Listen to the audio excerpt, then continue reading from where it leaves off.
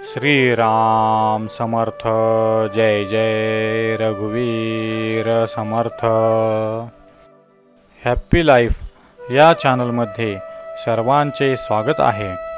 तुम्हाला श्री समर्थांनी सांगितलेले सद्विचार आवडल्यास लाईक, सबस्क्राईब आणि शेअर जरूर करा। श्रीराम समर्थ। जय जय रघुवीर समर्थ। वसे मेरु मांदार हे सृष्टी लीळा, शशी सूर्य तारांगणे मेघमाळा। चिरंजीव केले जनी दास दोन्ही, नुपेक्षी कदा रामदासाभिमानी। भगवंताने केवळ लीलेने ही सृष्टी रचली। त्या लीलामय सृष्टीमध्ये मेरू मांदारादी पर्वत आहेत, चंद्र सूर्य तारांगण आहेत, मेघमाळा आहेत।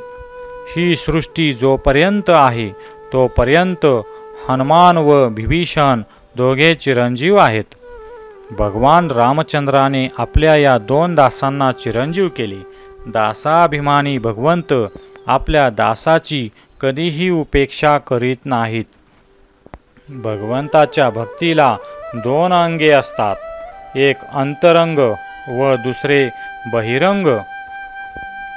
मनामध्ये भगवंतावर पूर्ण विश्वास आणि चित्तामध्ये भगवंताचे सतत अनुसंधान दोन्ही मिळून भक्तीचे अंतरंग तयार होते।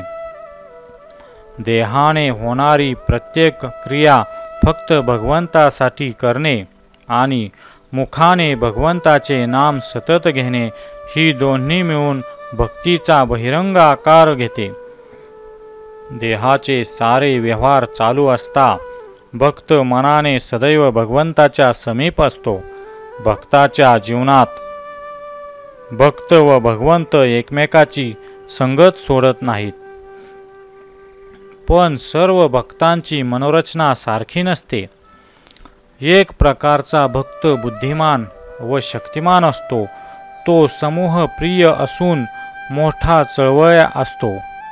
दुसऱ्या प्रकारचा भक्त शांत व सत्वगुण प्रधान असतो, त्याला स्वस्थता आवडते, एकांतात राहावेसे वाटते, केवळ नाईलाज म्हणून व्यवहार करतो। मानवी मनोरचनेचेच हे दोन प्रकार चिरंजीव आहेत। भक्त म्हणून दोघांची योग्यता सारखीच असते, दोघांवर भगवंताची कृपा सारखीच असते। दोघेही सारखेच शरणागत असतात, दोघेही भगवंतावर सारखेच निर्भर असतात, दोघेही भगवंताच्या नामात सारखेच रंगलेले असतात। पण दोघांमध्ये फरक इतकाच की दुष्टांना पहिल्या प्रकारच्या भक्तांचा जरा दरारा वाटतो, तसा दुसऱ्या प्रकारच्या भक्तांचा वाटत नाही। या कारणामुळे आपल्या अवताराचे कार्य पूर्णतेला नेण्यासाठी भगवंत मारुती रायासारख्या पहिल्या प्रकारच्या भक्तांना हाताशी धरतो। भरत आणि विभीषण हे दुसऱ्या प्रकारचे भक्त होते। दोन्ही प्रकारच्या भक्तांमुळे भगवंताच्या चरित्राला मोठी गोडी येते। श्री समर्थ पहिल्या प्रकारचे भक्त होते हे काही सांगायला नको। श्रीराम समर्थ। जय जय रघुवीर समर्थ।